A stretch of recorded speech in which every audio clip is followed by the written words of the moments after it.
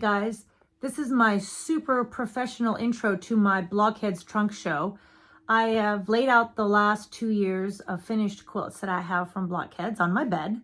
And I'm going to walk you guys through them and the settings a little bit.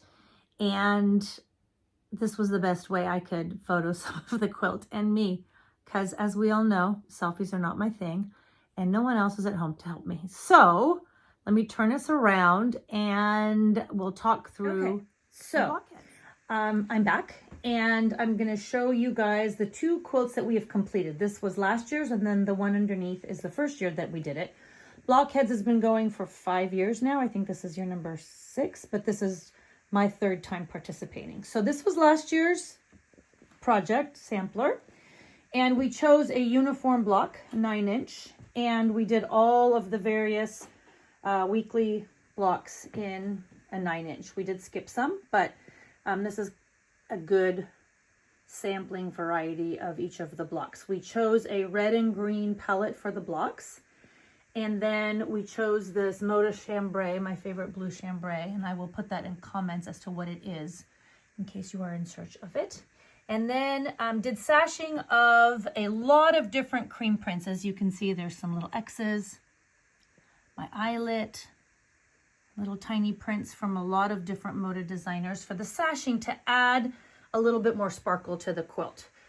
My one big tip for a successful blockhead sampler when you're working with this many different styles of blocks and designers and types of piecing, big pieces, small pieces, is to choose a very uniform color palette. The more uniform, the more successful, or the easier it is to have a more successful quilt. And I'm not saying that you can't be scrappy and have a successful quilt, but for a lot of people, it's much easier to get a successful result if you choose a limited color palette. So in this instance, our limited palette was basically reds and greens in a similar tone and feel, some cream backgrounds, and then the blue chambray was the setting that's kind of gave it extra pop. So this is a king-size bed, just so you can see for reference.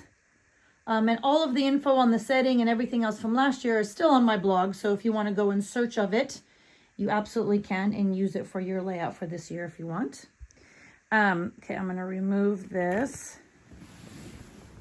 and then show you the one that we did the first year.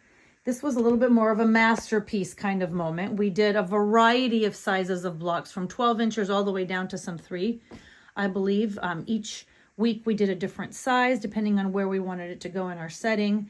And again, all that info is also still on the blog. So if you are in love with the feel of it, you can go and do the search for all of the info on that. So since we chose a single color for this one, let me show you some close-ups. We needed to be really careful to make sure that we had enough variety in tone and scale of the different reds. So in many blocks, in order to be able to see the pattern and not just have it blend into itself, we needed to make sure that we had reds that were that had very little other white or anything else in them, and then the opposite, reds that had a lot of white in them, because it makes it feel like it's the other color in the pattern. So as you can see, we really needed to be careful about placement of what we kind of termed dark reds and light reds, but it's really just red with a variety of amounts of white in it. That's kind of what creates the pattern in a single color quilt like this one. Again, we used a lot of little scrappy cream prints for all of the backgrounds and the various components, including right here, the whole little side border. So that added a lot of sparkle to the quilt. And again, because of the various sizes and all, I think we used, oh gosh, I don't know, probably 40 plus fabrics in this one. It really is a quilt that sparkles, and an all-time favorite of mine. But whether you choose uniform blocks or a totally sampler feel like this one, a more uniform palette would be my big tip on getting a successful sampler, Blockhead sampler done. We are currently working on sampler number 3, and if you scroll through the pictures at the end of this video, you'll get a flavor of some of those. We've gone Christmas again. It just really lends itself to a fun Christmas sampler.